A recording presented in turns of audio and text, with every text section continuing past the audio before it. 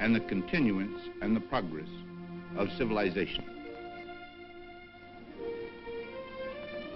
The children of all nations deserve better than we have so far been able to promise them. They bear no hatred, suspicion, or distrust. Let us work for them and put aside all prejudices and past grievances.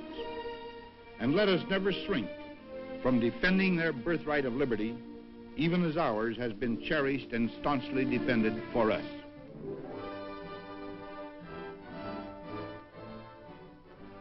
The job of build-up began. A flow of supplies which had started 2 years earlier for survival under the Marshall Plan was now directed toward the new goal, security for the NATO nations. Working out of temporary headquarters in the center of Paris, an international staff assembled to assess and deal with the immediate problems of mutual defense. The planning boards, under the supervision of Deputy Supreme Commander General Alfred M. Grunther, were confronted with overwhelming odds. Here was the Allied strength. America had 100,000 troops in Europe. France, 500,000 men under arms. Britain, 500,000. Netherlands and Italy together, less than 500,000 in service. Fewer still in Norway, Belgium, and Greece combined. Against these, the huge Red Army, 4.5 million strong, plus 2.5 million of satellite nations. Men once again had to learn the tools of war. But this time, if there was a war, no one nation would stand alone. Each country had pledged what they could afford in men and materiel. The French army became the backbone of the new force. They stepped up the pace of their maneuvers. Soldiers, more confident now that they were part of the great NATO organization.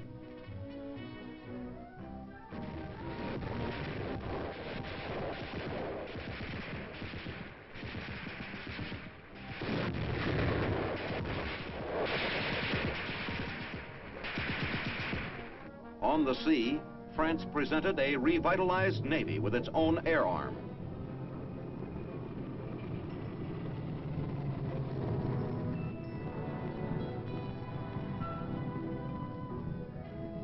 Belgium's navy became part of the combined defense.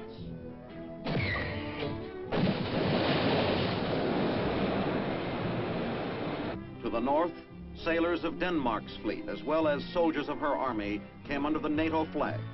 The Netherlands pledged 3 divisions, and Britain rapidly increased the strength of her available forces.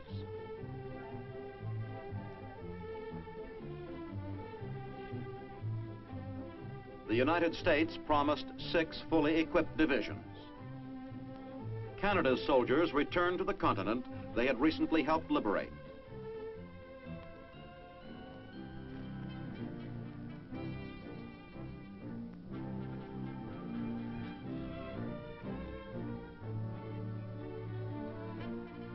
Italy put in 3 divisions of mountain troops, while at the top of the continent, fighting men of Norway came, equipped with material from America, for the mutual defense of all.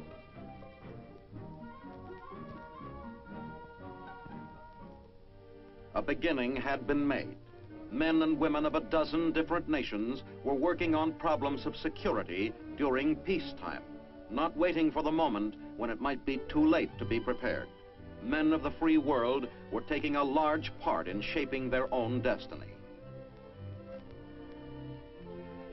One of the first orders to come from the new SHAPE headquarters was the establishment of NATO Defense College, a source of trained officers for the international force.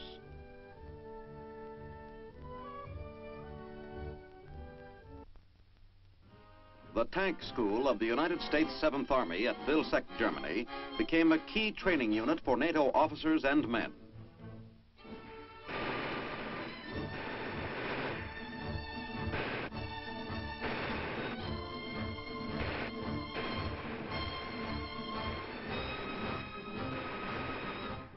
Exercise Minuteman, held at Bastogne, Belgium in the summer of 1951, was the beginning of combined maneuvers.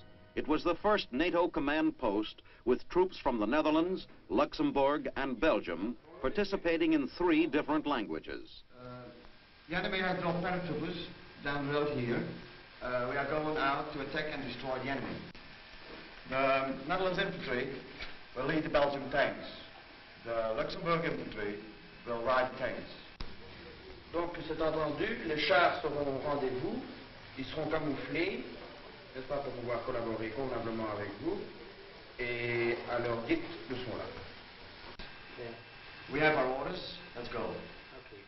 Okay. Mes chars seront prêts à cette heure-là, et je serai au rendez-vous. Hein? Hallo. Thomas. Luister, Monat lijkt meer, dus me gaat van These were the first of a series of maneuvers that would eventually grow into large-scale operations. 2 more languages to learn as 2 major additions changed the composition of NATO.